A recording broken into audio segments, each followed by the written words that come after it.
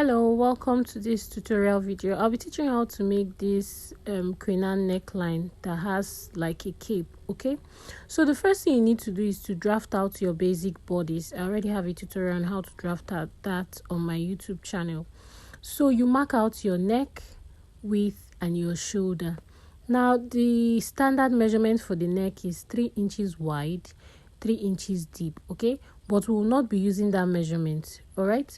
So for the shoulder slope, we'll come down by 1 inch, as you can see,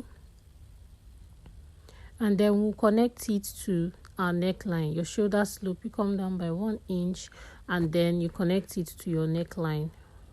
Can you see? Like so.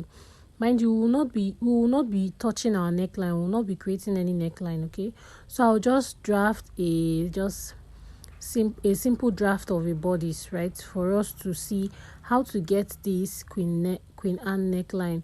This is a Queen Anne neckline, right, but it has a twist on the neck area.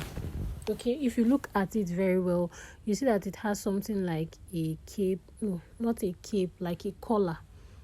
Okay, so the measurements you need are very important. You need from your shoulder to your chest line, your shoulder to your bust point, your under bust, and your half length.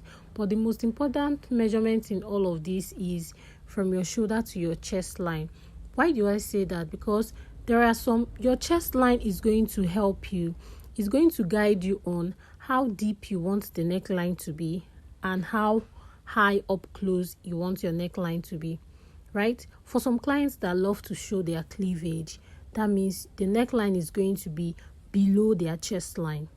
But for clients that don't want to show their cleavage, the depth, how deep their neckline is going to be above their chest line. So chest line measurement is very important.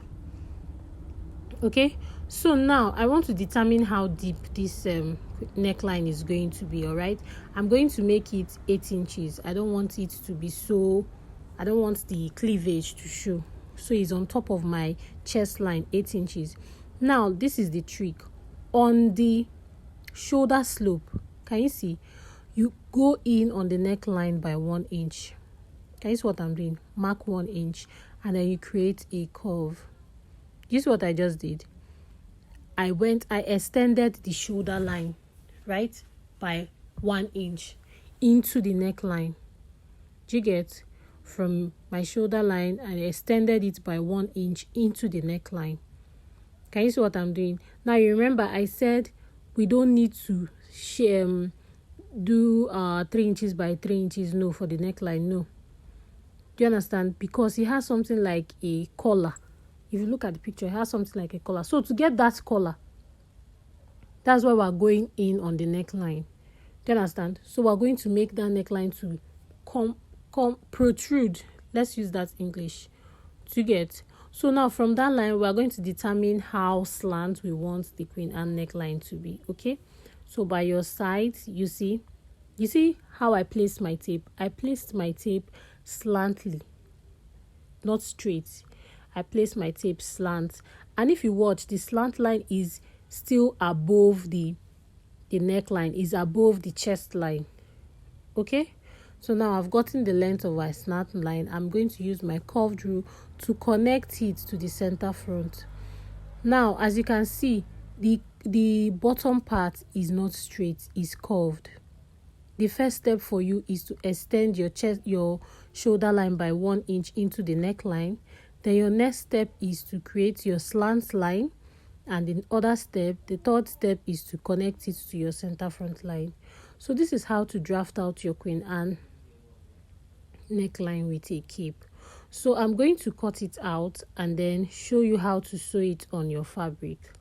Okay, so please, if you've not subscribed to my YouTube channel, please click on the subscription button and subscribe, like, and share the videos. Okay, and if you have any question, let me know in the comment section. I'll try my best to explain further to you.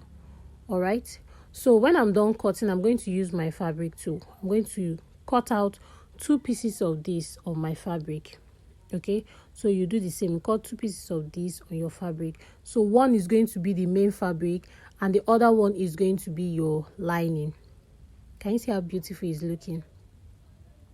So now let's cut on our fabric. Okay, so I'm just going to cut it out, two, one lining and then one your main fabric. Now when you want to sew this neckline, I'll advise you use a soft gum stay, right? If your material is very thick, you don't need to use it, but if your material is just light, I will expect you to use a soft gum stay on just the neck area, especially that part that we extended by 1 inch from the shoulder line into the neckline. Do you get? Especially that part, you have to put a soft gum stay there. So that you're putting a soft gum stay because so that it will stand a little. Do you get? Because it's like a cape. Do you get what I'm trying to say? A collar, sorry, not a cape.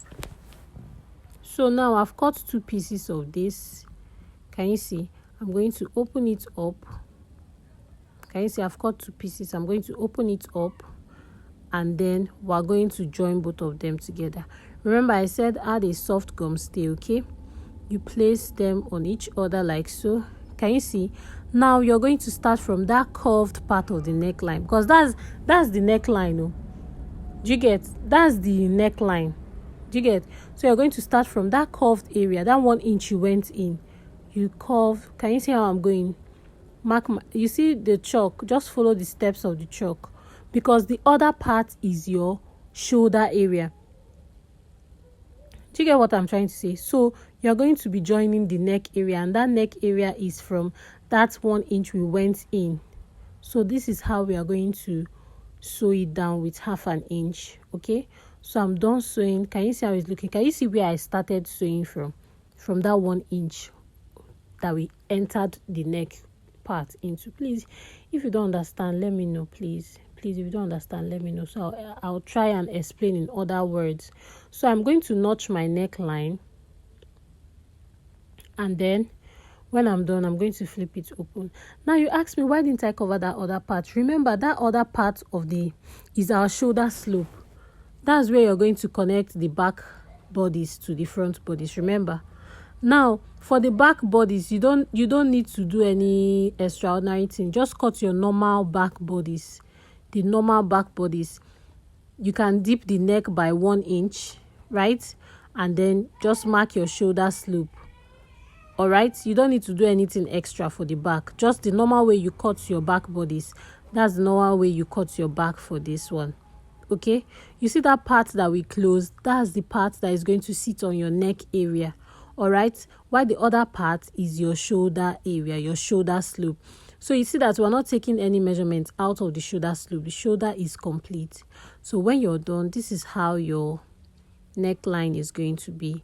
I hope this tutorial was helpful. I hope you understand. But if you don't, let me know in the comment section and I'll try my best to explain further. All right. So thank you to my new subscribers.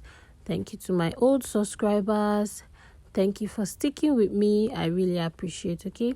See you on my next tutorial, and I hope this was very understandable to you.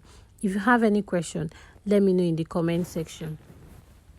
I didn't draft the back part because the back bodies is just very simple, the normal way you draft your back bodies. All right, so this is the beautiful Queen Anne neckline with a collar.